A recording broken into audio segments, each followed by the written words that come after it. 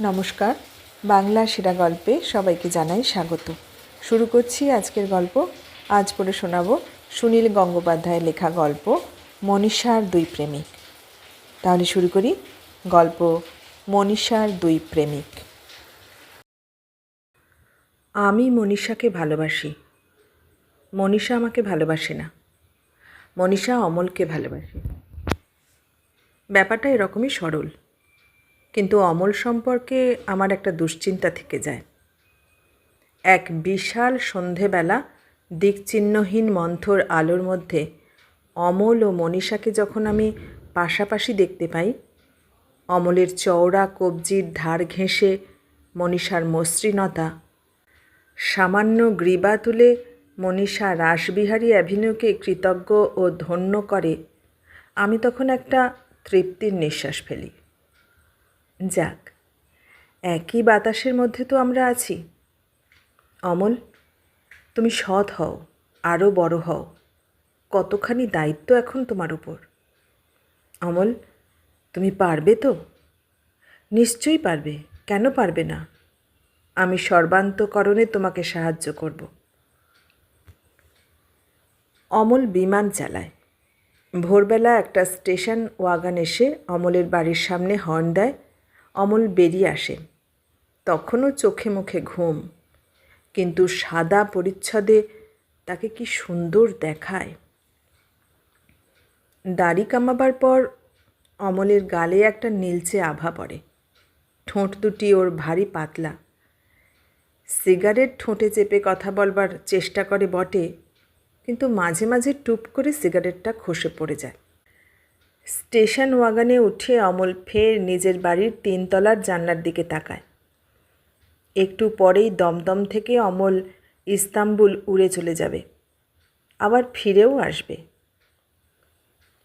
অমল বিমান চালায়। অমল মোটর গাড়ি চালাতে জানে কি না আমি ঠিক জানি না, কিন্তু একথা জানি অমল সাইকেল চালাতে পারে না। অমল কি সাঁতার জানে? খোঁজ নিতে হবে তো।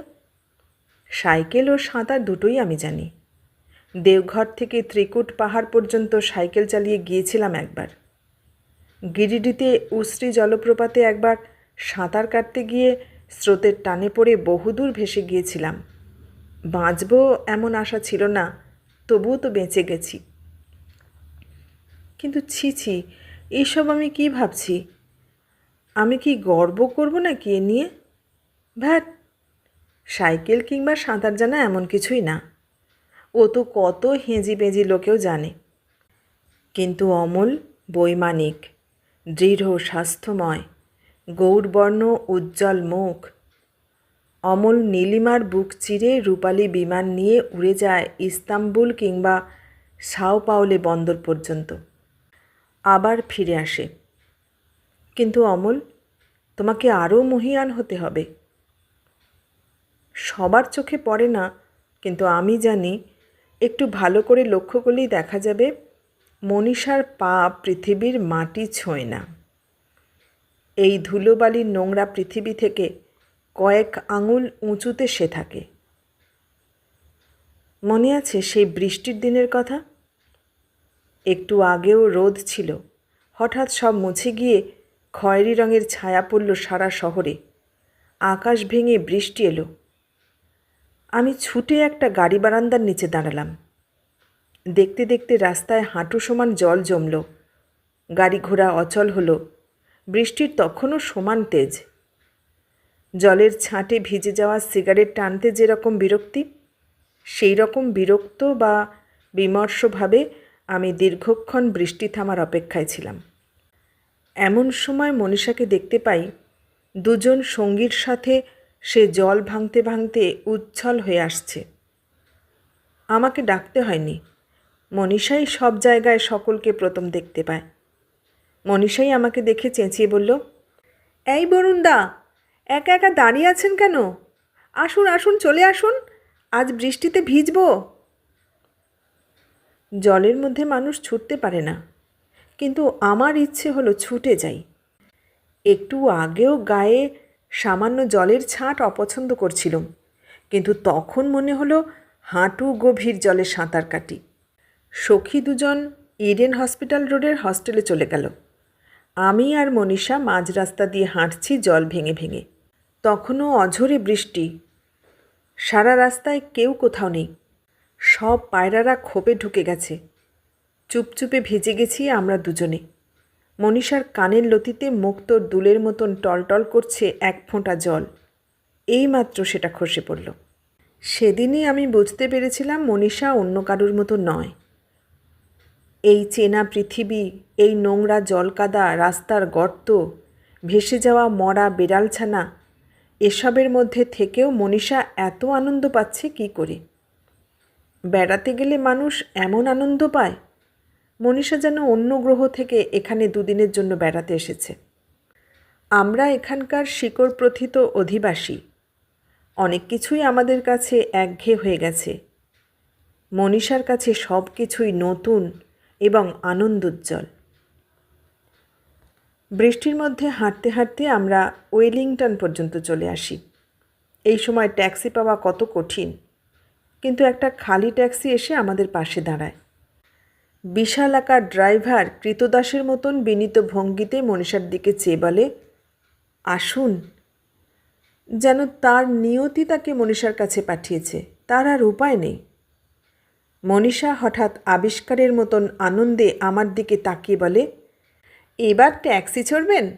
যতক্ষণ বৃষ্টি না থামে ততক্ষণ ঘুরব কিন্তু। দরজা খোলার পর মনীষা যখন নিচু হয়ে ঢুকতে যায়, তখন তার ফর্সা পেট আমার চোখে পড়ে। জলে ভেজা নাভি।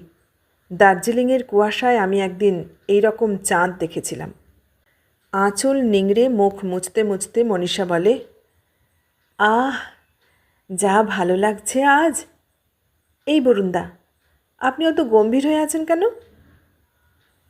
আমি বিনা দ্বিধায় মনীষার কাঁধে হাত রেখে বলি, তুমি একদম পাগল। বৃষ্টিতে ভিজতে এত ভালো লাগে তোমার? ভীষণ ভীষণ। বৃষ্টিতে ভিজলেও আমার কখনো ঠান্ডা লাগে না। তুমি তাকাও তো আমার দিকে, তোমাকে ভালো করে দেখি। ভালো করে দেখবেন?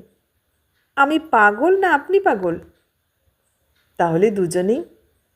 মোটেই না, আপনার সঙ্গে সঙ্গে আমিও পাগল হতে রাজি নই। এ কথা বলার সময়ও মনীষা আমার দিকে ঘুরে তাকায়। নির্নিমেষে আমি দেখি সুকুমার ভুরুর নিচে দুটি দ্বিধাহীন চোখ। এই যে নাক, ইটালির শিল্পীরা একসময় এই রকম নাক সৃষ্টি করেছে। উড়ন্ত পাখির ছড়ানো ডানার মতো ঠোঁটের ভঙ্গি, একটু দুষ্টু দুষ্টু হাসি মাখানো। এ কথা ঠিক, ওর ভেজা শাড়ি ব্লাউজের রং ভেদ করে জেগে ওঠা রূপোর জামবাটির মতন স্তন আমার চোখে পড়লেও সেখানে আমার হাত দিতে ইচ্ছে করেনি কুয়াশায় আধো ভেজা চাঁদ ছুঁতে। এক এক সময় হয় এরকম, তখন সৌন্দর্যকে নষ্ট করতে ইচ্ছে হয় না। আমি বুঝতে পেরেছিলাম মনীষার সেই সিক্ত সৌন্দর্যের পাশে আমার লোমে ভরা শক্ত হাতটা সেই মুহূর্তে মানাবে না। আমার ইচ্ছে হয়েছিল মনীষা আরও হাসুক, উচ্ছল হাসির তরঙ্গে ওর শরীর কেঁপে কেঁপে উঠুক, তাহলেই ওর রূপ আরও গাঢ় হবে। কিন্তু কি করে ওকে আরও খুশি করব ভেবেই পাচ্ছিলাম না। আমি বললাম, মনীষা, ভাগ্যিস তোমার সঙ্গে দেখা হলো, নইলে আমি বোধহয় এখনও বোকার মতন সেই গাড়ি বারান্দার নিচেই দাঁড়িয়ে থাকতাম। রাস্তার জলের দিকে তাকিয়ে মনীষা বলল, দেখুন দেখুন, কী রকম ঢেউ দিচ্ছে, ঠিক নদীর মতন। তুমি এদিকে কোথায় এসেছিলে? ইউনিভার্সিটিতে। লাইব্রেরির দুখানা বই ছিল, ফেরত দিয়ে গেলাম। ইউনিভার্সিটির সঙ্গে সম্পর্ক চুকে গেল। কেন, তুমি রিসার্চ করবে না? ঠিক নেই। আপনি ওখানে দাঁড়িয়েছিলেন কেন? তুমি আসবে সেই প্রতীক্ষায় ছিলাম। চোখে চোখ রাখল, একটু হাসল, হাসি মিশিয়েই বলল, সত্যি কোনো দিন আমার জন্য প্রতীক্ষা করবেন? আপনি যা অহংকারী। অমল আমাদের বাড়ির 3খানা বাড়ি পরে থাকে। আমি নয়, সত্যিকারের অহংকারী হচ্ছে অমল। পাড়ার কোনো লোকের সঙ্গে মেশে না। আমাকে দেখেছে, মুখ চেনে, তবু আমার সঙ্গে কোনো দিন কথা বলেনি। তা হোক, তবু অমলকে আমি পছন্দ করি। অমলের চেহারায় ব্যবহারে একটা দীপ্ত পৌরুষ আছে। অহংকারের যোগ্য সে। আমি ওই রকম অহংকার দেখতে ভালোবাসি। সপ্তাহে 3 দিন অন্তত অমল কলকাতায় থাকে। ছুটির দিন সকালে 9টা আন্দাজ অমল বাড়ি থেকে বেরোয়। তার গভীর ভুরুর নিচের চোখ দুটিতে তখনও ঘুম লেগে থাকে। ধপধপে পাজামা ও পাঞ্জাবি পরা, পাঞ্জাবির হাত গোটানো। পথের দুপাশে না তাকিয়ে অমল হাজরা মোড় পর্যন্ত যায়। অধিকাংশ দিনই সে ল্যান্সডাউন রোড ধরে হাঁটতে থাকে। অমলকে আমি কোনোদিন বাসে উঠতে দেখিনি। দেশপ্রিয় পার্কের কাছে এসে অমল একটু দাঁড়ায়। সিগারেট ধরিয়ে অমল এবার পূর্ণ চোখ মেলে চৌরাস্তার মানুষজন দেখে। বস্তুত পথের সমস্ত মানুষও একবার অমলকে দেখে, এমনই তার পৃথক ব্যক্তিত্ব। তখনও মনীষার সঙ্গে অমলের পরিচয় তত প্রগাঢ় হয়নি। অমল রাস্তা পেরিয়ে সাদার্ন অ্যাভিনিউয়ের দিকে তার এক বন্ধুর বাড়িতে চলে যায়। একদিনে নয়, অমলকে দেখতে ও চিনতে আমার সময় লেগেছে। আগে আমি অন্যমনস্কভাবে অমলের প্রশংসাকারী ছিলাম, অথবা তার ঠিক পটভূমিকায় তাকে আমি দেখিনি। হঠাৎ দেখা না হলে মনীষার সঙ্গে দেখা হওয়ার কোনো উপায় নেই। সম্পূর্ণ অপ্রত্যাশিত সব জায়গায় মনীষার সঙ্গে আমার দেখা হয়েছে। দিল্লি থেকে কয়েকদিনের জন্য এসেছে কোনো বন্ধু, তার সঙ্গে দেখা করতে গেছি। সেখানে সমস্ত বাড়িতে তার অস্তিত্ব ঘোষণা করে রয়েছে মনীষা। সেই বন্ধুর সঙ্গে ওর কী রকম আত্মীয়তা। সাদা সিল্কের শাড়িতে মনীষাকে খুবই হালকা, প্রায় অপার্থিব দেখায়। আমার কাছে এসে মনীষা বলে, এ কি, আপনার জামার মাঝখানের বোতামটা লাগাননি কেন? অবলীলায় মনীষা আমার বুকের খুব কাছে দাঁড়িয়ে বোতাম লাগিয়ে দেয়। মনীষাদের বাড়িতে আমি কখনো যাব না। ওই বিশাল বাড়িতে অন্তত 7খানা ঘর ফাঁকা থাকে। যদি সেখানে কোনো দিন আমি দস্যু হয়ে উঠি, যদি রূপ হন্তারক হতে স্বাদ হয় আমার। মনীষা একদিন আয়নার সামনে দাঁতে ফিতে কামড়ে চুল বাঁধছিল। আমি ওর পিছনে গিয়ে দাঁড়িয়েছিলাম। সেই দৃশ্যটা আমার বুকে বিঁধে আছে। সেই দৃশ্যটা আমি ভুলতে পারি না। মনীষা আমার দিকে পিছন ফিরে দাঁড়িয়ে, কিন্তু আয়নার মধ্যে আমরা দুজনকে দেখছিলাম। আমরা দুজনে একই দিকে তাকিয়ে, অথচ দুজনকে আমরা পরস্পর দেখতে পাচ্ছি। মনীষার আঁচলটা বুক থেকে খসে পড়ব, অথচ খসেনি। কি এক অসম্ভব কায়দায় সে দুটি মাত্র হাতে চুলের ফিতে, চিরুনি এবং আঁচল সামলাচ্ছে, চোখে দুষ্টু দুষ্টু হাসি। মনীষা কখনো অপ্রতিভ হয় না। পিছনে আমাকে দেখতে পেয়ে বলল, কি, মেয়েদের প্রসাধনের রহস্য দেখার খুব ইচ্ছে বুঝি? ঠিক আছে, দাঁড়িয়ে থাকুন, দেখবেন আমি 11 রকমের স্নো পাউডার মাখব।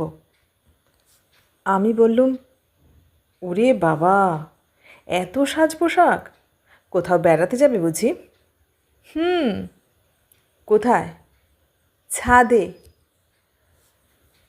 আয়নার ফ্রেমের মধ্যে দেখা সেই এক শ্রেষ্ঠ শিল্প। সেই শিল্পের মধ্যে আমার স্থান ছিল না। আমি নিজেকে সেখান থেকে সরিয়ে নিলাম। কিন্তু মুশকিলেই আয়নার মধ্যে নিজের মুখের ছায়া না ফেলে অন্য কিছু যে দেখা যায় না। সেই রকমই এক রবিবারের সকালে অমল ল্যান্সডাউন রোড ধরে হাঁটতে হাঁটতে মোড়ে এসে পৌঁছল। রাসবিহারী অ্যাভিনিউ ধরে আসছিল মনীষা। দেশপ্রিয় পার্কের কাছে ওরা ঠিক সমকোণে মিলিত হলো। সম্ভ্রমপূর্ণ ভদ্রতার সঙ্গে অমল মনীষাকে বলল, কি, ভালো আছেন? মনীষা উদ্ভাসিত মুখে বলল, আরে আপনি আপনি ব্যাংকক গিয়েছিলেন না? কবে ফিরলেন? কাল সন্ধেবেলা। পরশু গিয়ে কাল ফিরে এলেন? অমল সংযতভাবে হেসে বলল, হ্যাঁ। আপনি এখন কোন দিকে যাবেন? একটু লেক মার্কেটের কাছে যাব। চলুন একসঙ্গে যাওয়া যাক। সেই প্রথম আমি অমলকে সোজা না গিয়ে ডান দিকে বেঁকতে দেখলাম। আমি খুব কাছেই দাঁড়িয়েছিলাম। মনীষা আমাকে দেখতে পায়নি। সেই প্রথম মনীষা আমাকে দেখতে পেল না। কিন্তু আমি ওকে ডাকিনি কেন? আমি ডাকলে মনীষা আমার সঙ্গেই যেত, অমলের সঙ্গে যেত না। অমলের সঙ্গে ওর তখনও তেমন গাঢ় চেনা ছিল না। কিন্তু আমি ডাকিনি কেন? ঠিক জানি না। হঠাৎ মনে হয়েছিল, মনীষা আর অমল যদি কখনো পাশাপাশি আয়নার সামনে দাঁড়ায়, অমলকে সরে যেতে হবে না। ওদের দুজনকে বড় সুন্দর মানায়। বুকটা টনটন করে উঠেছিল। পর মুহূর্তে ভেবেছিলাম, ধ্যাৎ, চেহারাই কি সব নাকি? আমি একটু বেশি রোগা, কিন্তু রোগা মানুষরা কি ভালোবাসার যোগ্য হতে পারে না? জিএম আমাকে তার ঘরে ডেকে বললেন, তুমি তো বিয়ে করনি, সন্ধেগুলো কাটাও কি করে? অফিসে জিএমের মুখ থেকে এরকম প্রশ্ন আশা করিনি। সামান্য হেসে বললুম, কী আর করব, বাড়ি ফিরে স্নান করি, তারপর চা খেয়ে বইটই পড়ি, রেকর্ড শুনি। সে কি হে, আর কোনো এন্টারটেনমেন্ট নেই? তবে যে শুনি তোমাদের মতন ইয়াং ম্যানদের জন্য কলকাতা শহরে মানে অনেক নাইট স্পট। স্যার, ব্যাপারটা কি বলুন তো? শোনো, দিল্লি অফিস থেকে মিস্টার চোপড়া আসছেন। ওকে আমরা আজ গ্র্যান্ডে ডিনার দিচ্ছি, তুমিও থাকবে। মিস্টার চোপড়া একটু মানে লাইট স্বভাবের লোক। তুমি ওর সঙ্গে বন্ধুত্ব করে নিয়ে ওকে কলকাতার নাইট লাইফ একটু দেখিয়ে আনবে। নাইট লাইফ মানে? সে আমি কি বলবো, তোমরা ইয়ং ম্যান যা ভালো বুঝবে। চোপড়ার একটু ফুর্তি টুর্তি করার বাতিক আছে। স্যার, আমি পারবো না, অন্য কারুকে এভার দিন। সে কি, পারবে না কি? চোপড়ার সঙ্গে তোমার আলাপ হয়ে থাকলে তোমারই তো সুবিধে, সহজেই লিফট পেয়ে যাবে, ওরাই তো হর্তাকর্তা। না স্যার, এসব ব্যাপারে আমার অভিজ্ঞতা নেই। পাঞ্জাবি তো, ওর সঙ্গে যদি আমার রুচিতে না মেলে। পারবে না? ঠিক আছে, দাসাপ্পাকে বলে দেখি, ওর আবার ইংরেজি উচ্চারণটা ভালো নয়। সন্ধ্যের পর স্বয়ং জিএম গাড়ি নিয়ে আমার বাড়িতে উপস্থিত। বললেন, শিগগির তৈরি হয়ে নাও, তোমাকেই যেতে হবে। দাসাপ্পার মেয়ে সিঁড়ি থেকে পড়ে গেছে হাসপাতালে, সে আসতে পারবে না। নাও নাও তাড়াতাড়ি, 8টায় ডিনার। কিন্তু স্যার, আমার যে ওসব ভালো লাগে না। ডিনারের পর আমি আর কোথাও যাব না। কিন্তু বাজে বকো না, তোমারই ভালোর জন্য বলছি। চোপড়াকে খুশি করতে না পারলে তোমারও বিপদ, আমারও বিপদ। তোমাকে আমি 300 টাকা আলাদা দিয়ে দেব। ডিনারের পর ওকে নিয়ে একটু। আমাকে ছেড়ে দিন, আমি পারবো না। শুধু শুধু দেরি করছো, চটপট তৈরি হয় নাও, এখন কথা বলার সময় নেই। চাকরি করতে গেলে বড় কর্তাদের খুশি করতেই হয়, তাও তো আমাদের আমলে আমরা সাহেবদের। জিএমকে বসিয়ে রেখেই আমাকে পোশাক পাল্টে আয়নার সামনে দাঁড়িয়ে টাই বেঁধে নিতে হলো। জিএম আমার সর্বাঙ্গের দিকে তাকিয়ে বললেন, ঠিক আছে, জুতোটা একবার ব্রাশ ঘষে নাও। ওর সঙ্গে নিচে নেমে যখন গাড়িতে উঠছি, সেই সময় হঠাৎ আমার মনে হলো আমি মনীষার যোগ্য নই। আমি মনীষার যোগ্য নই। আমি ওপরে ওঠার বদলে আরও নিচে নেমে যাচ্ছি। মনীষাকে দেখলে রাজহংসীর কথাই প্রথমে মনে পড়ে। পরিষ্কার টলটলে জলে যেখানে রাজহংসী নিজের ছায়া নিজেই দেখে। টাটকা তৈরি ঘিয়ের মতন মনীষার গায়ের রং, ঠোঁট দুটি একটু লালচে। এমন সাদা দাঁত শুধু শিশুদেরই থাকে। মনীষার ঠোঁট আর চোখ দুটো সবসময় ভিজে ভিজে। এই চোখকেই ইংরেজিতে বলে লিকুইড আইজ। মনীষাকে আমি কখনো গম্ভীর হতে দেখিনি। বেড়াতে গিয়ে কি আর কেউ গম্ভীর থাকে? ওই যে বললুম, মনীষাকে দেখলেই মনে হয় এ পৃথিবীতে সে কিছুদিনের জন্য বেড়াতে এসেছে। এ পৃথিবীর কোনো কিছুই ওর কাছে পুরনো নয়। ঠিক 4 মাস 12 দিন মনীষাকে দেখিনি কিংবা দেখা হয়নি, কিংবা মনীষা আমাকে খুঁজে পায়নি। তারপর একদিন লেক স্টেডিয়ামের ধারে মনীষাকে দেখতে পেলাম। মনীষার শরীরের এক একটা অংশ আমার এক এক দিন নতুন করে ভালো লাগে। সেদিন চোখে পড়ল ওর পা দুটো। জয়পুরি কাজ করা লাল রঙের চটি পড়েছে। কি সুন্দর ওই পা দুটো, মসৃণ, নরম। এ পৃথিবীতে মনীষাই একমাত্র মেয়ে এই ধুলিমলিন রাস্তা দিয়ে হেঁটে গেলেও যার পায়ে এক ছিটে ধুলো লাগে না। মনে হলো মনীষার ওই পা দুখানি হাতের মুঠোয় নিয়ে গন্ধ শুঁকলে আমি ফুলের গন্ধ পাব। মনীষা হাসল, অবাক হলো এবং অভিমানের সুরে বলল, যান, আপনার সঙ্গে আমি আর কথা বলবো না। কেন? আমি কি দোষ করেছি? আপনি এতদিন কোথায় ছিলেন? আপনি মোটেই আমার কথা ভাবেন না। মণি, অভিমান করলে তোমাকে এত সুন্দর দেখায়? 4.5 মাস বাদে দেখা হলেও পথের মধ্যে মনীষার হাত ধরা যায়। হাত ধরে আমি বললুম, মণি, তুমি এখন কোথায় যাচ্ছ? আমার সঙ্গে চলো। এখন? কটা বাজে? ও মা, 5:30? একজন যে আমার জন্য অপেক্ষা করে থাকবে সাদার্ন অ্যাভিনিউয়ের মোড়ে। একজন তাহলে অপেক্ষা করে আছে? সে তাহলে অহংকারী নয়? মনীষা ঠিক বুঝতে পারল না। একটু অন্যমনস্কভাবে বলল, আপনি চেনেন তাকে?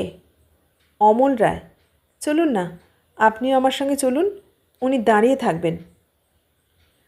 একবার লোভ হয়েছিল বলি, না, অমলের কাছে যেতে হবে না, তুমি আমার সঙ্গে চলো। দেখাই যাক না এই কথা বলার পর কি ফল হয়। কিন্তু অতটা ঝুঁকে নিলাম না। আলতোভাবে বললুম, না, তুমি একাই যাও, আমি অন্য জায়গায় যাচ্ছিলাম। মনীষার চলে যাওয়ার দিকে আমি তাকিয়ে থাকি। আমার কোনো রাগ বা অভিমান হয় না। এতে কোনো সন্দেহ নেই অমলই মনীষার যোগ্য। কিন্তু অমল, তুমি মনে করো না তুমি মনীষাকে জিতে নিয়েছ? তা মোটেই না। আমি মনীষাকে তোমার হাতে তুলে দিলাম। অমল, তোমাকে মনীষার যোগ্য হতে হবে। তুমি বিচ্যুত হও না। আকাশে অমল বিমান চালিয়ে ইস্তাম্বুল যাচ্ছে। আমার কল্পনা করতে ভালো লাগে। সে বিমানে আর কেউ নেই মনীষা ছাড়া। ওরা দুজন শূন্য থেকে উঠে যাচ্ছে মহাশূন্যে। ইস্তাম্বুলের পথ ছাড়িয়ে গেল অজানা পথে। ইস, ওদের দুজনকে কি সুন্দর মানায়। শিল্প এরই নাম। আমার হাত টনটন করছে। আমি আর পারছি না। দাঁতে দাঁত চেপে গেছে। মুখ চোখ ফেটে যেন রক্ত বেরোবে। আমি আর পারছি না। না। আমার ছোট ভাই টাপু ঘুড়ি ওড়াতে গিয়ে ন্যাড়া ছাদে পিছোতে হঠাৎ গড়িয়ে পড়ে গিয়েও কার্নিশ ধরে ফেলে ঝুলছিল। ওর আর্ত চিৎকারে আমি ছুটে গিয়ে ওর হাত চেপে ধরেছি, কিন্তু টেনে তুলতে পারছি না। 14 বছরের টাপু এত ভারী, কিছুতেই আর ধরে রাখতে পারছি না। আমার হাত দুটো যেন ছিঁড়ে বেরিয়ে আসছে শরীর থেকে। টাপু একটু একটু করে নিচে নেমে যাচ্ছে আর পাগলের মতন চেঁচাচ্ছে। আমিও একটু একটু এগিয়ে যাচ্ছি। আমরা দুজনেই পড়ব 3 তলা থেকে শান বাঁধানো ফুটপাথে। প্রাণ ভয়ে একবার আমার ইচ্ছে হলো টাপুকে ছেড়ে দিই। ছেড়ে দেব টাপুকে। এখান থেকে পড়লে টাপুকে আর খুঁজে পাওয়া যাবে না। টাপু আমাকে টানছে। জলে ডোবা মানুষকে বাঁচাতে গেলে দুজনেই অনেক সময় যেমন মরে, আমিও পাগলের মতন চেঁচাতে লাগলুম। সেই সময় পিছন থেকে কারা যেন 3-4 জন আমাকে ধরল, টাপুকেও টেনে তুললে। ঝড়ের বেগে ছুটে এসে মা টাপুকে বুকে চেপে ধরলেন। সেই ৩-৪ জন আমার পিঠ চাপড়ে ধন্য ধন্য করতে লাগলো। কিন্তু ওরা জানে না আমি একসময় টাপুকে ছেড়ে দিতে চেয়েছিলাম। টাপুকে ফেলে আমি নিজে বাঁচতে চেয়েছিলাম। এমন কিছু অস্বাভাবিক কি? জীবনের চূড়ান্ত মুহূর্তে বেশিরভাগ মানুষই শুধু নিজের জীবনের কথা ভাবে। টাপুকে মেরে ফেলে নিজে বাঁচতে চেয়েছিলাম। বেশিরভাগ মানুষই তাই করত। আমি বেশিরভাগ মানুষের দলে। এই সব স্বার্থপর বর্ণকালা অন্ধ মানুষ কেউই প্রেমিক হতে পারে না। না, আমি মনীষার যোগ্য নই, সত্যি। অমল, মনীষাকে তুমিই নাও। আমি বিনা দ্বিধায় সরে দাঁড়াচ্ছি। মনীষার সঙ্গে আর কোনো দিনই দেখা করব না। পরদিনই মনীষাকে টেলিফোন করলাম। আগে কখনো ওকে এমনভাবে ডাকিনি। মণি, তুমি আগামীকাল ঠিক 6টার সময় লেক স্টেডিয়ামের কাছে আসবে। আসতেই হবে। অন্য 1000 কাজ থাকলেও ক্যান্সেল করে দাও। মনীষা খিলখিল করে হাসতে হাসতে বলল, আসবো আসবো, ঠিক আসবো। কেন, কি ব্যাপার? দেখা হলে বলবো। কালই দেখা হওয়া চাই। ঠিক আসবে, উইদাউট ফেইল? কথা দাও আমাকে। মনীষার গলা কি একটু কেঁপে গেল? একবার কি সে টেলিফোনটা কাছ থেকে সরিয়ে তার অনিন্দ 2 ভুরু একটুক্ষণ ভাবল কিছু? 2-3 মুহূর্ত বাদে মনীষা বলল, বলছি তো যাব, আপনি একটা পাগল। কাল এলো, অফিস যায়নি। অফিসে গেলেই আত্মায় একটা ময়লা দাগ পড়ে। বিকেলে স্নান করে দাড়ি কামিয়েছি। আয়নার সামনে আমার নিজস্ব শ্রেষ্ঠ চেহারা। আয়নার সামনে থেকে যেই সরে গেলাম, চোখে ভেসে উঠল অন্য একটা আয়না। তার সামনে মনীষা 2টি মাত্র হাতে চুল, চিরুনি, ফিতে এবং আঁচল সামলাচ্ছে। মুখে দুষ্টু দুষ্টু হাসি। তার পাশে আমি। না না, এটা মানায় না। শিল্প হিসেবে এটা অসার্থক। আমি সরে গেলাম। সে ছবি থেকে অন্য মূর্তি এলো সেখানে। হ্যাঁ, এখন 2টি মুখের আলো একরকম। আমি মানতে বাধ্য। স্টেডিয়ামের কাছে গেলাম না আমি। অমল, মনীষাকে তুমি নাও, আমি তোমাকে দিলাম। মাঝে মাঝে দূর থেকে ওদের দুজনকে দেখি। তৃপ্তিতে আমার বুক ভরে যায়। গ্রিক পুরুষের মতন সুদর্শন অমল, তার মুখ যোগ্য অহংকারে উদ্ভাসিত, প্রতি পদক্ষেপে পৃথিবীকে জয় করার আস্থা। আর মনীষা, তাকে দেখলে মনে হয় প্রতি মুহূর্তে অমলকে আরও যোগ্য হয়ে উঠতে হবে। আজকাল খুব বেশি সিনেমা দেখি। সময় কাটে না বলে প্রায় প্রতিদিনই নাইট শোতে সিনেমা দেখতে যাই। সেই রকমই একদিন সিনেমা দেখে বেরিয়ে রাত্রি 11:30 আন্দাজ চৌরঙ্গিতে ট্যাক্সির জন্য দাঁড়িয়েছিলাম। গ্র্যান্ড হোটেল থেকে অমলকে বেরোতে দেখলুম। সঙ্গে ও কে? অবনীশ না? কী সর্বনাশ!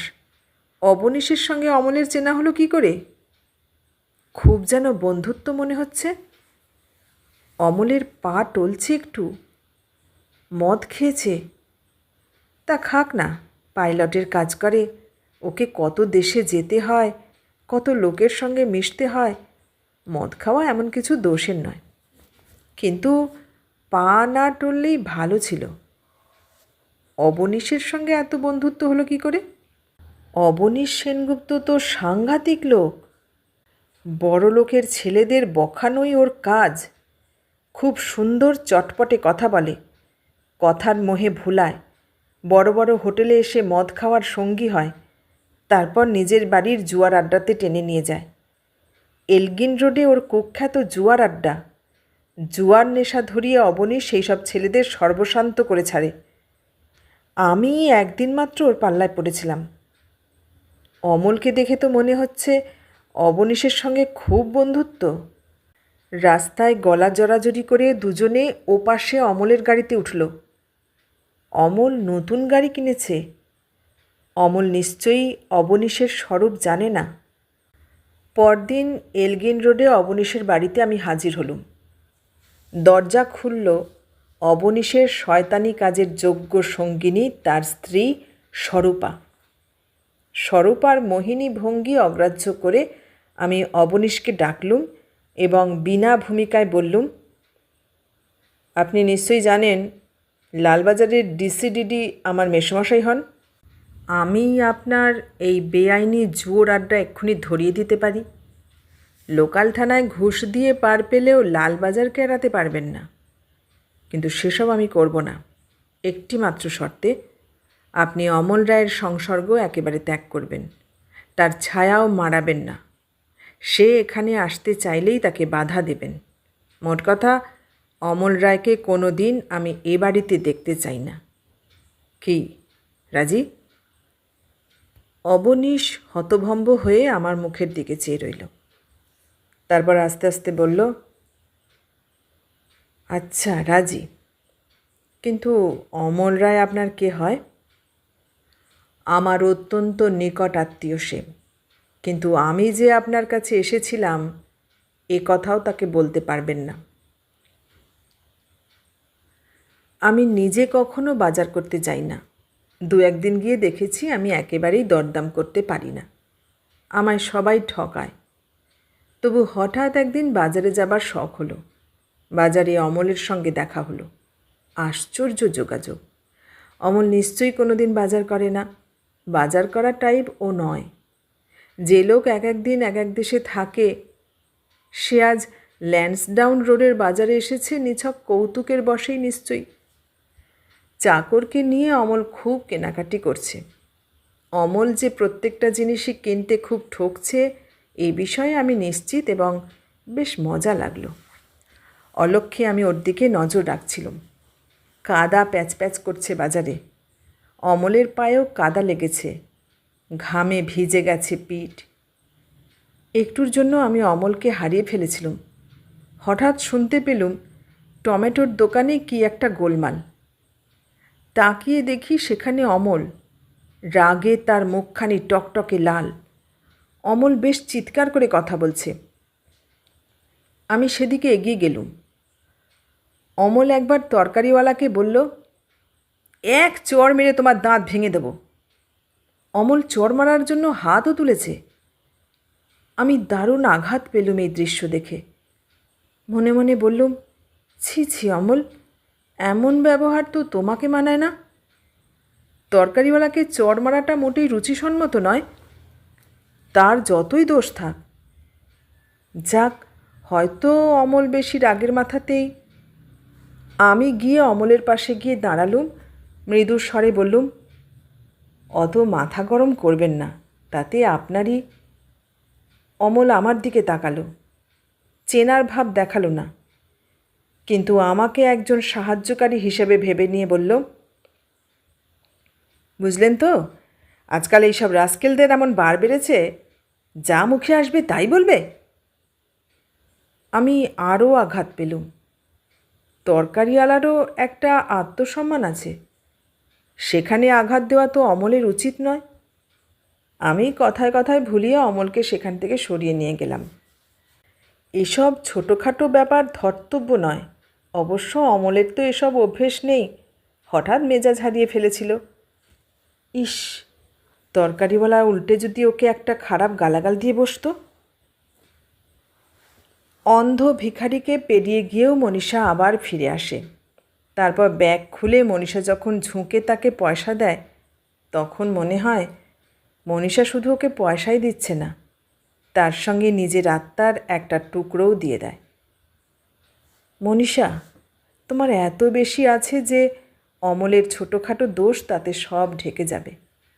অমল দিন দিন আরও তোমার যোগ্য হয়ে উঠবে। আমি তো পারিনি, অমল পারবে। অমলকে আমি চোখে চোখে রাখার চেষ্টা করি। বাতাসের তরঙ্গে একটা চিন্তা সবসময় অমলের কাছে পাঠাবার চেষ্টা করি। অমল, তুমি মনীষার প্রেমিক। এক বিরাট দায়িত্বের কথা মনে রেখো, তোমাকে নিচে নামলে চলবে না। অফিসের কাজে দমদমের ফ্যাক্টরিতে যেতে হলো দুপুরবেলা। মিস্টার চোপড়া দিল্লি ফিরে যাবার পরই আমার একটা লিফট হয়েছে। অফিস থেকে আমাকে গাড়ি দেবারও প্রস্তাব উঠেছে। শিগগিরই যার গাড়ি হবে তাকে এখন ট্রাম বাসে চললে মানায় না। মিশন রোড থেকেই ট্যাক্সি নিয়ে দমদম যাচ্ছিলাম। দমদম রোডের ওপর একটা বেশ বড় ভিড় চোখে পড়ল। একটা মোটর গাড়ি ঘিরে উত্তেজিত জনতা। আমি সেটা পাশ কাটিয়ে যাব ভাবছিলাম, হঠাৎ হালকা নীল রঙের গাড়িটা দেখে কীরকম সন্দেহ হলো। অমলের গাড়ি না? তাই তো, ওই তো ভিড় ছাড়িয়ে অমলের মতো দেখা যাচ্ছে। পাইলটের পোশাকে অমল এয়ারপোর্ট থেকে ফিরছে। কি সর্বনাশ! অমলের গাড়ি কোনো লোককে চাপা দিয়েছে নাকি? তাহলে তো ওরা অমলকে মেরে ফেলবে। আমি ট্যাক্সিওয়ালাকে বললুম, রোকে রোকে। ঘ্যাচ করে ট্যাক্সি ব্রেক কষতেই আমি দরজা খুলে ছুটে বেরিয়ে এলাম। চেঁচিয়ে উঠলাম, অমল অমল! আমাকে দেখে অমল যেন ভরসা পেল। ভিড়ের উদ্দেশ্যে চেঁচিয়ে কী যেন বলল। অমলের টাইয়ের গিঁট আলগা, মাথার চুল এলোমেলো। অমলের গাড়িতে একটা যুবতী বসে আছে, মনীষা নয়। যুবতীটির সাজ পোশাকে এমন একটা কৃত্রিম সৌন্দর্য আছে যে এক পলক দেখলেই বোঝা যায় এয়ার হোস্টেস। এয়ার হোস্টেসটিকে অমল নিশ্চয়ই বাড়ি পৌঁছে দিচ্ছিল। কোনো লোক চাপা পড়েনি, চাপা পড়েছে একটা ছাগল। ছাগলটা থ্যাঁতলানো অবস্থায় পড়ে আছে রাস্তার মাঝখানে, টকটকে লাল রক্ত। লোকগুলো কিন্তু মানুষ চাপা পড়ার মতনই উত্তেজিত।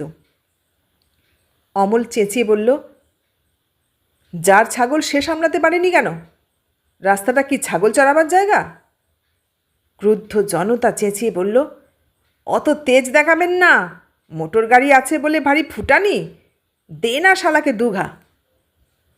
অমল আকাশে উড়ে বেড়ায়, এইসব মানুষ সম্পর্কে তার অভিজ্ঞতা নেই।